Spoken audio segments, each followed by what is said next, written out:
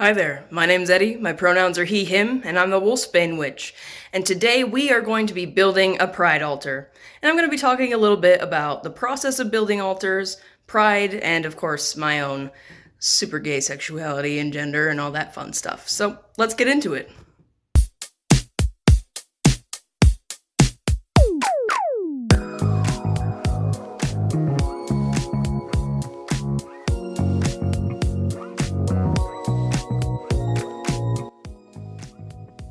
So this is where we are going to be making the pride altar. This is just my record player stand. As you can see, I only have one record and it's pretty gay. So we're gonna leave that right here.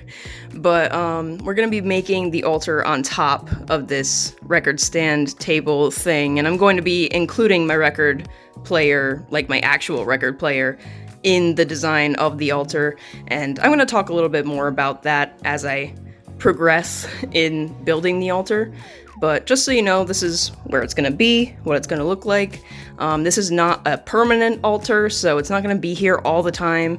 I'm just gonna have it up here for Pride Month and possibly for next month as well, because I haven't really had time to really concentrate on Pride Month because I have a full-time job that has decided to give me mandatory overtime for basically this entire month. So I'm gonna be crossing my fingers just to celebrate the fucking solstice. So this is what we got. It's a little bit late. It's almost, 3 weeks into Pride Month and I haven't built a Pride altar yet, but you know what? Better late than never. So let's begin.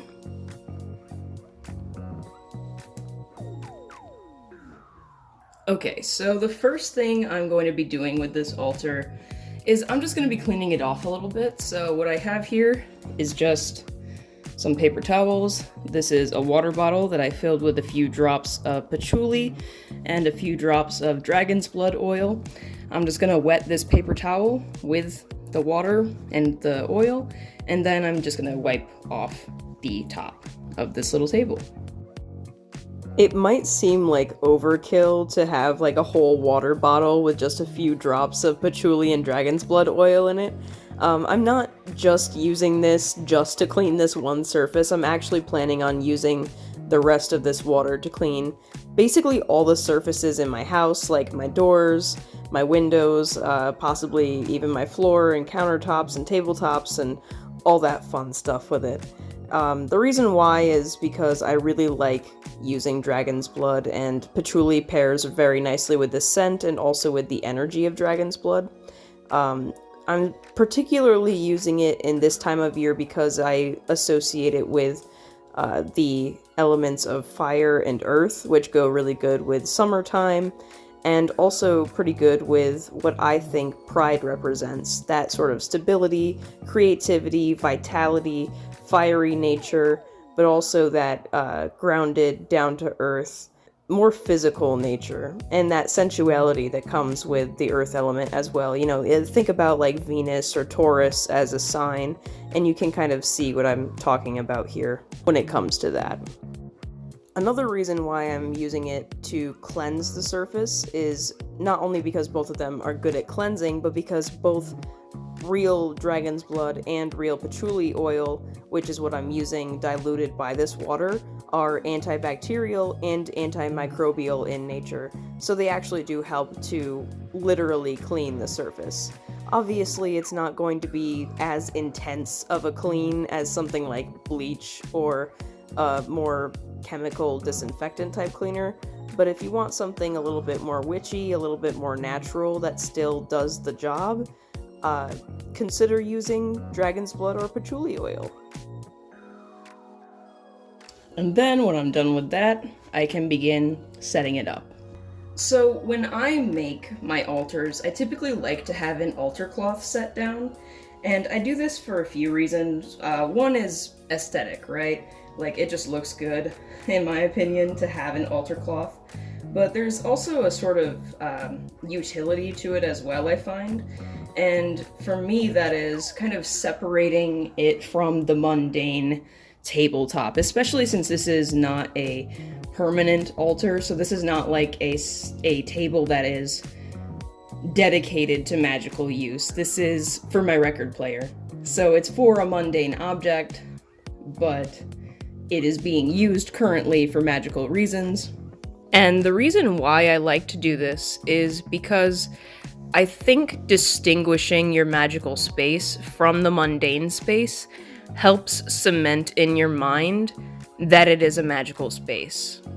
So instead of saying, oh, this is like my record player table, but I have a few magical things here, it's now a magical altar. It is now a magical space. You have taken the mundanity from it. You have covered the mundane parts with this magical energy. And then when you remove that cloth and all the things on top of it, because all that energy was basically laying on top of it, when you remove it, it kind of brings it back into that mundane space a little bit easier and doesn't leave a lot of room for any lingering energy. And that's just how I like to work things. I don't always use an altar cloth because of that. In fact, most of my altars do not have an altar cloth. However, with more specified altars like this, or with bigger, more complex altars, I do like to have an altar cloth, especially if I'm going to be working there with specific intentions or doing specific workings. Like I plan on doing a working here during the summer solstice, and so I want to have all this energy contained, and I don't want it melding with the mundane space of what I had been using it before, which is just to hold my music and my record stand. And this is absolutely not something that is required of a functional altar. You do not have to set up an altar with a special little cloth and have everything on top of it, and you don't have to separate it from the mundane space. I just like to make my magical spaces a little bit other, in a way, a little bit different, a little bit special in comparison to my mundane spaces, because it helps me solidify that, oh yeah, this is a magical space. This is a powerful space. This is a space where weird shit happens. This is a space where anything can happen, and I know that because I've put this energy here, and no other energy is there but that. It's not my living room table with some magical stuff on it. It is now an altar, if that makes any sense. So what I have here is this bandana I got at the dollar store. Literally, like $2 if you include tax, I guess. And I'm gonna be using this as an altar cloth. So here we go. Set that up here. And I do this to, like I said, separate it from the mundane sort of tabletop. And what this does is it, in my opinion, creates a sort of unified space, a sort of contained area for the magic to happen. And because it is a specific theme or something like that, having the, tabletop be covered in this kind of keeps it all contained in its own little energetic universe that I can tap into whenever I'm here. And I tend to do that a lot with my altar spaces, actually. I tend to create these little bubbles of energetic space.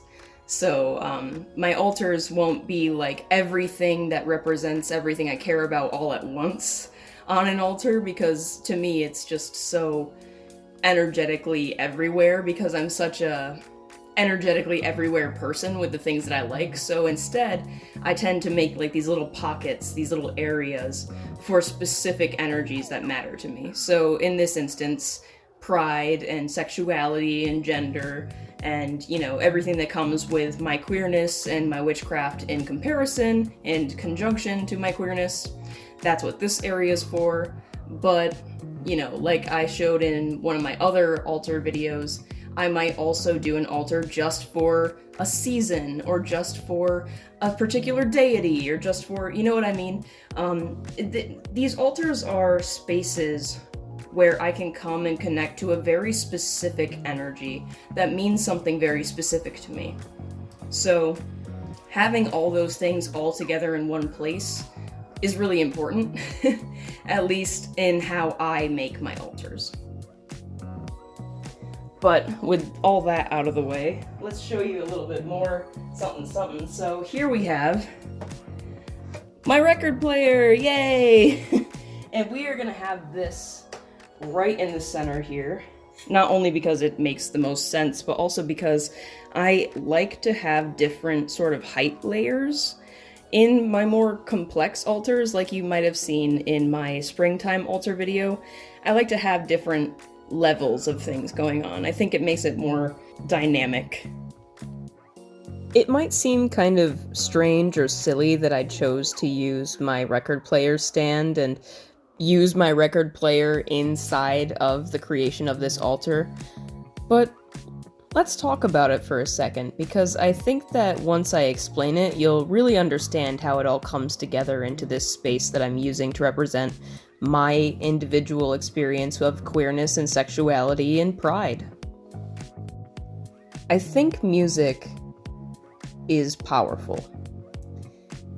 And I think that sentiment is a fairly universal one. And I think part of what makes music powerful, not by any stretch of the imagination is this the only reason why music is powerful, but one of the reasons is because it can help articulate pieces of you and ignite pieces of you that only exist on the inside, that don't quite have words, but are more feelings, are more concepts, are parts of you that you know intimately that are hard to explain in a conversational or more intellectual way. Music can also be incredible fuel for the imagination, especially if you have a very vibrant and vivid imagination such as myself. And I found that music was one of the first ways that I really discovered that I wasn't quite straight. See, when I would listen to love songs or to music when I was a kid, I would sometimes imagine myself in a sort of music video type sense, and I have a feeling that this is a pretty common experience for a lot of neurodivergent people, or just nerds or music lovers in general, but I would kind of imagine certain scenes or scenarios, kind of like a movie playing out in my head as the music played. And sometimes when I listened to love songs, I would imagine myself holding hands or kissing a boy. Sometimes I would not be kissing or holding hands with a boy, but a girl, or multiple people. And this was when I was pretty young, too. And I didn't really think too hard about it because I didn't understand that there were implications to having thoughts like these. I didn't really think that there was a word for queer, that there was a problem with being queer, but I didn't necessarily acknowledge it the same way I acknowledged straight people, because I figured, well, that's what love was, right? You find love, you find your prince charming, and that's that. And that's what I thought love was for quite a long time, because, you know, that's the ideal. But media, and specifically music, always kind of triggered something in me that made me realize that there was something a little bit different on the inside that I couldn't quite articulate yet. And of course, music continued to flourish throughout my life as the type of person I am. I've always been very fascinated by acting and singing and theater and all that, so I ended up being a theater kid growing up, and I still am, at heart, a theater kid. And, of course, you can't stick your leg out without tripping a queer in theater, so, you know, naturally that was something I was aware of as I became older and as I grew up. I was aware of queer kids, but I never really saw myself as a queer kid. Even when I identified as pansexual in high school, it never really struck me that, like, I was one of the gay kids, because I was very cis heteronormative in a lot of other ways. But there was one song, or I should say one musical, that kind of exposed me to an idea when I was fairly young. I saw this probably a little bit younger than most people would want to show their kids it. I saw this when I was in like 4th grade. I saw Rocky Horror Picture Show on YouTube. Someone pirated the entire movie, uploaded it. It somehow came across my feed, and I clicked on it, watched the entire thing, was fascinated. And the idea that someone could be a different gender if they chose to be lingered with me in my mind for a long time, even before I came across the term transgender, when I was quite late in high school, actually. But by the time I was in high school, I had kind of had these feelings start to bubble that maybe I might be transgender, especially as I started kind of understanding the term, and as the term started to gain a little bit more prevalence in media, and as people were starting to talk more about trans issues, it started to click a lot of the things that felt incongruent in my life. It felt like there was something that was starting to kind of come together. And it came back again when I was in college, a few years after I had came out as trans and as transmasculine. I was in theater again, and we were doing a Rocky Horror show. And I got cast to play Eddie. And during this time, I had yet to change my name to anything. I had some names that were in my mind, but I hadn't really committed to anything. I was going by my last name at the time just because I wanted to separate myself from my dead name. But I didn't really have a name. And after the 6 months or so of rehearsal of being called Eddie on stage, and while we're reading lines and doing all that. Of course, I didn't have many lines as Eddie because I sing and then I die, and then I come back and sing again, and then I die again. But regardless, after all that time, it sort of became my name in a way. And it kind of dawned on me that, even though this wasn't a name I would have chosen for myself originally, it was my name. My queer experience led me to my name. And it was the first role I played as a trans man, as a man, in theater, and, that was cathartic in itself, and very affirming, and very euphoric in a gender sense, but I really liked the idea of taking the name Eddie and making it mine afterwards, because I liked the idea of having my queer experience name me. And my queer experience kind of defining itself by the path that it goes on. Instead of me trying to force my queer experience to be a specific way, for me to force myself to be an Adam, or a Grayson, or a Skylar, or a whatever the heck name I would have chosen. I probably wouldn't have chosen any of them, but you know what I mean. I didn't want to force myself to be anything. I just wanted to be whoever I was, whoever I became to be. And so choosing the name Eddie for me was not necessarily choosing, it was more like allowing my experience to name me. It was almost like a rite of passage. And so for me, my name Eddie is very important and very queer and very tied to music and queer media. So hence music and record player and being on my record stand and all that stuff.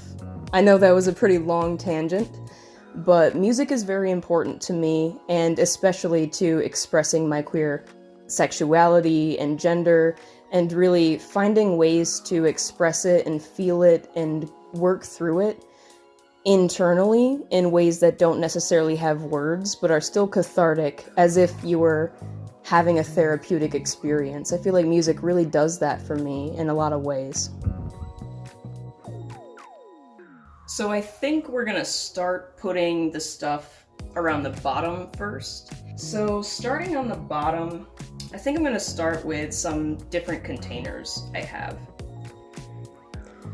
The first container I have is just a carnelian and oak container that one of my friends got me recently, and it's fairly new. I haven't quite figured out exactly what I'm going to use it for, but inside I have this piece of smoky citrine, and I find that the energy of the container and the smoky citrine work really well together, it gives me this very, like, dark but also fiery, sort of like ancient wizard vibe, like a Merlin vibe. I don't know how to explain it. It just feels really epic and grandiose and kind of masculine, but not in the traditional sense, in that sort of esoteric, wizard-like sense, that mage-like sense. I don't know how to explain it, but it feels very much like the Hermit card or the Magician card kind of combined. Maybe even with like a little bit of the Chariot sort of energy. I don't know how else to explain it, but it just feels like a rush of energy. And I just want to add that to this altar. Following that, I have this container, which is a handmade vessel that I currently have flower petals in. I have the flower petals from the springtime altar video inside this, but I've also added more flowers over time. Right now I have some dried rose petals here on the top. And I use this to represent Aphrodite, or sometimes Freya, and I typically will work with both of these goddesses together as a pair. I am an eclectic pagan who typically works with the Norse and the Greek pantheons, so it isn't very uncommon for me to syncretize these traditions or gods or goddesses together when I'm doing workings or when I'm doing prayers. It's just something that I do as an eclectic pagan, and it seems to work for me quite well. For me, I'm putting this here because both of those goddesses work with me when it comes to aspects of romance, love, self-care, beauty, and taking care of my physical body, making sure that I am, nourishing myself correctly, nourishing others, and nourishing my relationships, that sort of thing. So that's what I work with these goddesses with predominantly, and that's what they mean to me in my practice and why I'm putting them on this altar in regards to my relationships and sexuality. Next we have this big ol' magical bag filled with things that I associate with my experience of gender and the traits of my gender that really reground me to myself and my experience as who I am. And this is specifically relating to my gender and to my transition, but I have made sachet bags like this for various other traits within myself as well. And let's talk about my gender for a little bit, because I really haven't elaborated too much on it, and I feel like now is a pretty good time to do so. So, I think a lot of people probably assume that because I use he, him pronouns and because I tend to dress and appear fairly masculine, that I associate myself with a binary sort of masculine identity. That's not true. I am a trans man, yes. I am trans masculine, yes. But I am also non-binary and multiple what people would call xenogenders, multiple non-binary xenogenders underneath the umbrella of my gender. My gender is called gender fawn. It's a form of gender fluidity that kind of is variant between male or masculine and any sort of non-binary. And my experience of this is a sort of fluid and fluctuating sort of thing, so you would call that fluid flux.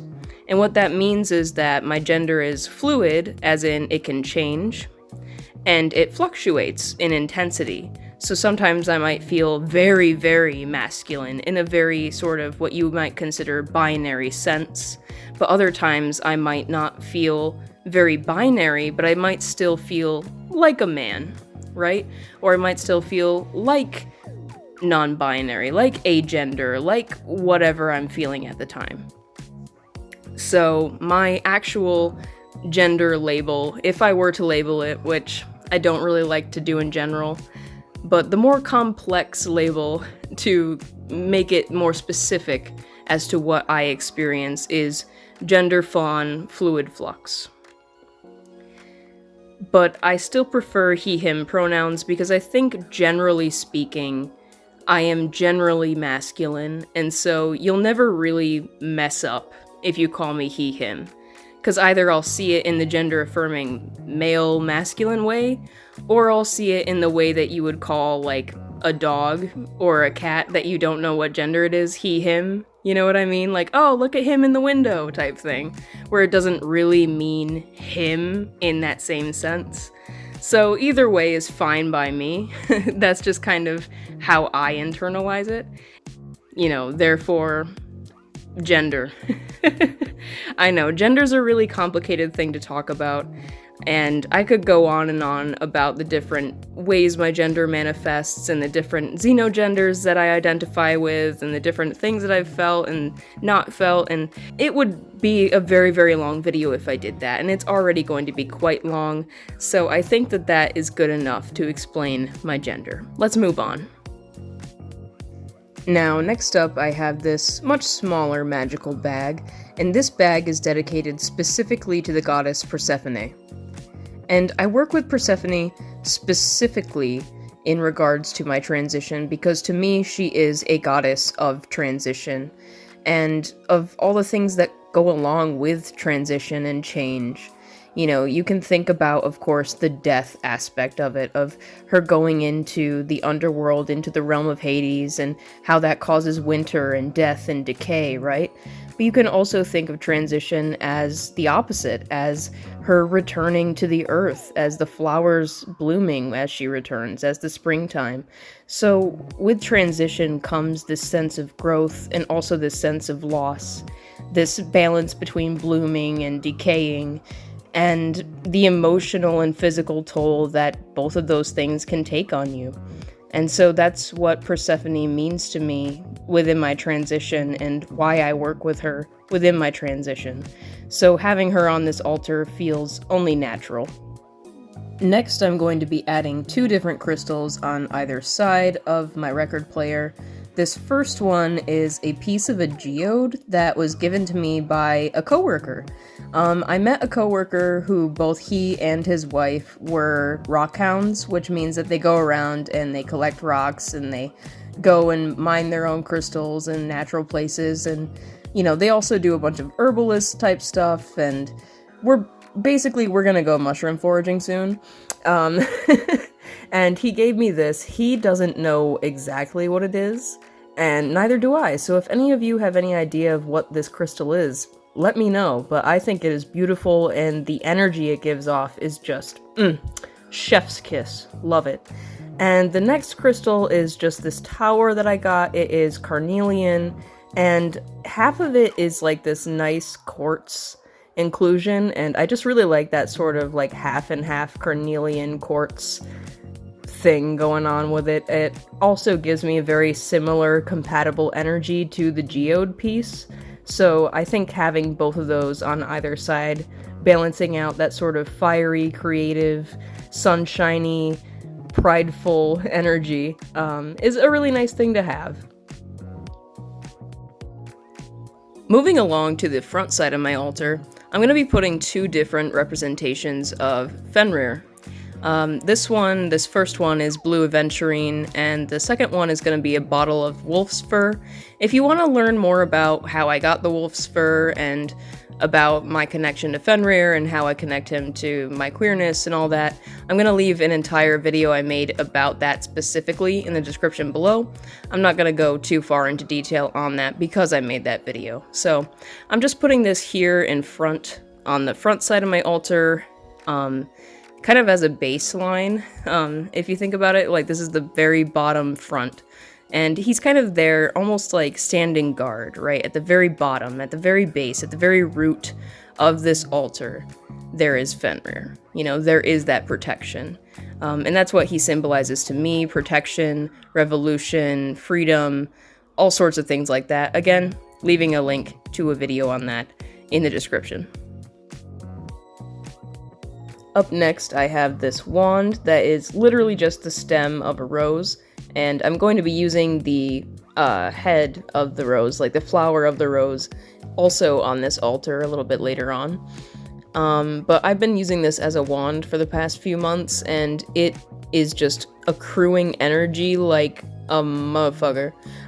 I don't know how it works so well, but it just does. No matter what I use this thing for, it is just amazing. I've never really used like the stem of a plant before as a wand, but it seems to be working out pretty good, so I like it. I'm also going to be adding this wand that I made a long time ago. This is actually the first wand I ever made myself, and honestly, I haven't really used it specifically for anything before, like, ever. It might sound a little, like, crazy that this is the first wand I've ever made, but I've never really used it. It's just kind of never called to me in that way. It always felt like there will be a time when I will use it, but not right now. It's not time yet. And I'm starting to feel like the time is coming. Very soon. And I'm not sure for what, but I'm kind of starting to figure it out. And when I figure it out, I will probably end up making a video on it because I'm kind of fascinated by this concept. I don't know, I'm going on a tangent here, but basically, I made this wand a long time ago. It's made out of a piece of driftwood that I found in the river that was behind my house. I used different bird feathers and stuff that I collected, bones, a piece of quartz that I found, beads, you know, this piece of bone that is carved in the shape of a skull. It's a bead. I used that to kind of sew it together. I have this old skeleton key that I found a long time ago when I was a kid. So there's a lot of that sort of like death, Hecate sort of energy, that spirit energy. There's a bone on it from some sort of small mammal. I just found that on the railroad tracks that were also behind my house. A lot of these things, actually all of these things, were things that I found and or had for a very long time. And so this definitely has some sort of significance, energetically speaking, just on its own because of that. But I haven't quite figured out what I'm going to be using it for. But like I said, I have this feeling that its time is coming soon, when I'm gonna learn what it's been there for all along, if that makes any sense. So, we'll see. Underneath it, I have this piece of golden calcite. I talked about that in my springtime altar video, so I'll just leave that as it is. I'm just gonna put it underneath it to kind of let it charge in that nice calcite, golden, sunshine energy.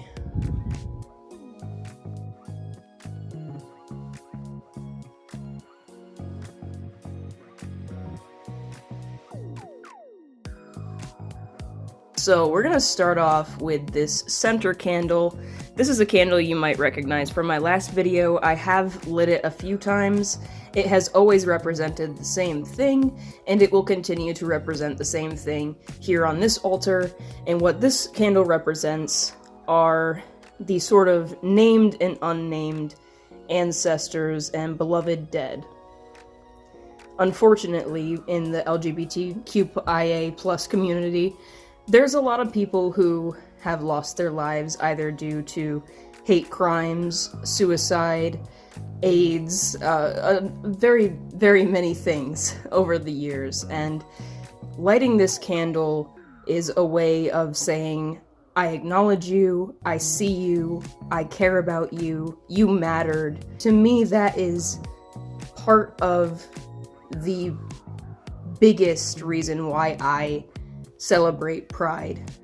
And it might sound morbid, I know. Pride is supposed to be about loving who you are now and all the good things, but we wouldn't have Pride if it weren't for all of these people, these unfortunate circumstances. There wouldn't be Pride, there wouldn't have to be Pride if there was not oppression. So the same reason why I put Fenrir on my altar, and the same reason why I put references to Hecate on my altar, the same reasons why Persephone is on my altar, are the same reasons why I have this on my altar, because our beloved dead mattered. And they are integral to what it means to be proud now. But I'm not going to focus entirely on death and on fighting oppression and on the negative things. I also have this citrus-scented trans pride flag candle that I'm going to be lighting to add a little bit of that fun, fruity scent and that fun, fruity altar.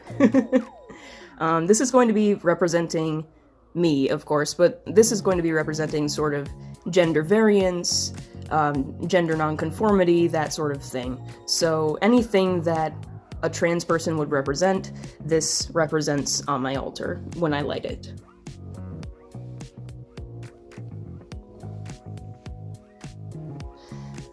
The next thing is going to be this candle. This is just a rainbow candle. It represents exactly what the rainbow pride flag represents.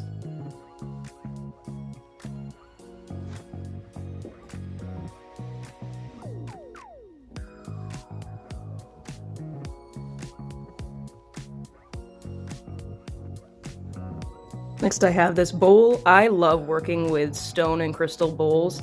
Unfortunately, for last Samhain, I poured wine in it and I left the wine in it overnight, and the wine that I poured in it was very acidic, and it kind of ruined the inside of it, or maybe not ruined, but it took the polishing off, and like the color just has never come back. There's like wine stains in it.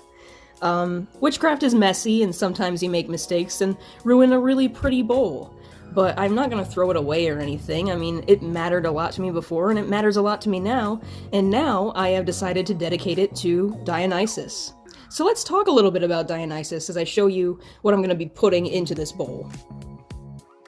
When I first began my path in deity work, I was immediately drawn to Dionysus. I knew I wanted him to be incorporated in my path somehow, and that's kind of how I ended up on the sort of Greek pantheon side of things. Unfortunately, when I first started to work with him, he did not respond whatsoever, and then Hecate stepped in.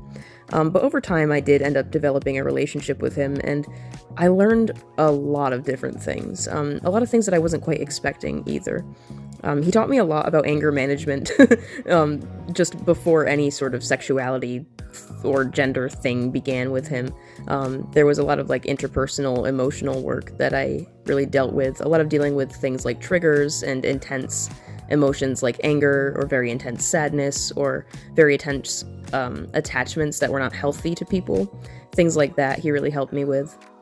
And so he kind of helped me understand my relationship with myself and my emotions and things like that. And then it sort of spread from there into my gender and my sexuality and how I wanted to express myself, both, you know, in a more sexual sense, like with partners and such, but also in a, you know, sensual sense. Like, what does my sexuality feel like to me?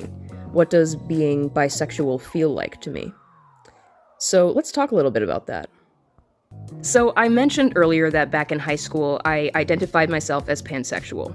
And the reason why I identified myself as pansexual is because I am attracted to any gender. Gender doesn't really matter to me. If you are cute and nice to me and I like you, then that is enough for me. I don't really need any more bells and whistles. I'm already into you. Call the U-Haul, we're moving in together. But, so for me, that was the term that I chose to describe myself as. But that was before I really understood the history and complexities of the word bisexual, and before I really understood that it meant two or more genders. And because of the same reasons why I use he, him pronouns and typically call myself a trans man or trans masculine, is the same reason why I call myself bisexual. I think that it's more to the point. I think people can understand it better. I don't need to answer as many questions. I don't confuse or scare as many cis and straight people with that term if they don't know it. It just kind of makes things a little bit easier. So I now go by the term bisexual to describe my experience of sexuality, but my experience of sexuality hasn't changed since the time that I called myself pansexual. I've always had the same sexuality. It's never really changed. I've just kind of discovered words to explain it. And on top of that, I'm also ambiamorous, which is kind of like polyamorous and kind of like monogamous, but can kind of go either way. And it's taken me a little while to figure out that sort of side of my sexuality, and I'm still kind of figuring it out, but it has been pretty good so far, pretty positive. Every experience I've had with polyamory has been very healthy, and I'm very thankful for that. But with all that mushy-gushy sexuality stuff out of the way, let's take a look at this nice tourmalinated quartz bracelet. And as you can see, I'm a pretty big fan of energetic or spiritual bracelets, as I'm currently wearing some in this video, but I'm actually not going to be using this to wear in this altar setup. I'm going to be using it as a base to hold a clear quartz bowl that I'm going to be doing some scrying and some working in during the summer solstice, which also happens to take place on a full moon. And what I'm going to be putting into this bowl is probably my favorite, most powerful, most energetically potent tool or piece. I don't even know what to call it. It is a fragment of a lunar meteorite. Basically, it's a piece of the friggin' moon. And you can see my hands shaking when I'm holding this, one, because it's so fragile and delicate, and two, because its energy is so potent. I can feel it from across the room, and putting it into this bowl of clear quartz just amplifies that even further. It is so energetically thick. Thick with 3 C's of that energy, and it is going to really put that extra fire power, or I guess lunar power, into the scrying that I'm going to be doing, into the working I'm going to be doing, that I might touch on at a later date after I've done it, because this is going to be kind of an important working, and I don't want to tell too much before I do it, but needless to say, I think it's going to be pretty fun. Right next to that bowl with the lunar meteorite in it, I'm going to be putting this obsidian dog statue, and this is what I use to represent Hecate, which is my matron deity. And I have her here, of course, because she is associated with the moon, and also for protection, which is what I use obsidian for. After that, I have this little Altoids mince tin, and inside of it is actually what I'm focusing on. Inside I have more lunar-related things. Listen, my sun sign is Cancer, be nice to me. I'm very closely tied to the moon, if you couldn't tell just by this altar here. Inside of this Altoids tin, I just have some lunar-related things, a couple of runes that have been marinating in here since New Year's, actually, and another jar of wolf's fur. I'm going to be using that to kind of prop up this little image that I have been using to kind of showcase myself and the channel and the sort of themes of my identity. It's actually made by an Etsy store creator and artist called Atomic Gothic. I'm going to be leaving a link to them in the description below because I think that this is actually a sort of symbol that they use for their art as well. So I can't claim it to be like my own personal symbol because it's not anything like that, but I do really resonate with it and I freaking love it. And so I'm using that to represent myself alongside with these little wildflowers on the bottom of the frame. After that, I have this sticker that says Protect Trans Kids on it, and I'm going to be putting that right in front of the beloved dead ancestor candle. And I'm going to be propping it up with this piece of red aragonite, I think it's called. I was gifted this by my mom. I don't really know almost anything about it, but it has a really neat energy to it. It kind of reminds me of like a combination of both earth and stars. I don't know how to explain it. It's really cool. But I'm putting this Protect Trans Kids sticker in front of the beloved dead ancestor candle because this might sound a little abstract. Obviously I would like the ancestors to protect the younger generation, right? Like, that makes sense. But I also don't believe that time is linear. So when I say protect trans kids, I also am saying protect me when I was a trans kid, because time isn't linear. Time is constantly happening. So when I'm making this now, I'm making it for me in the past. And, you know, when I talk about ancestors, yes, I'm talking about the people who have died. I'm also talking about the people who will die, including myself, right? Because I will eventually be a dead queer person, no matter what the circumstances of my death is. And so it's also saying, like, my future self will protect my past self and my current self, and I don't know, it's sort of like time loopy.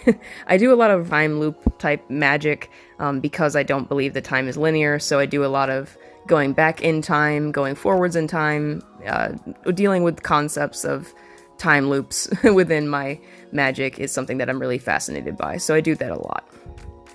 And then in front of that, I'm going to have this little doll that I use. I guess a poppet is a more witchy term for it, but I like to call it a doll. I've had this since childhood. It was one of those, they used to be popular in the early 2000s. They were called voodoo dolls. I don't call it a voodoo doll because voodoo is obviously a religion and a closed practice, and I don't use it as a voodoo doll. I use it as a poppet. To represent myself, and it stays on this little slate that I painted a design on. I'm not going to go too far into it. And in front of that, I'm going to put a piece of peach selenite to charge and amplify and cleanse and keep the space kind of, again, I guess, with that lunar energy. What is it with me and the lunar energy? Is it because I'm a Cancer? Can someone please tell me? What is this? Following that, I have this brand new Grimoire, Book of Shadows, I don't know what to call it, but I'm going to be keeping my magical notes in here, and I think I'm going to be fully consecrating it and starting to actually write down stuff in it during the summer solstice and taking notes on the ritual that I do then.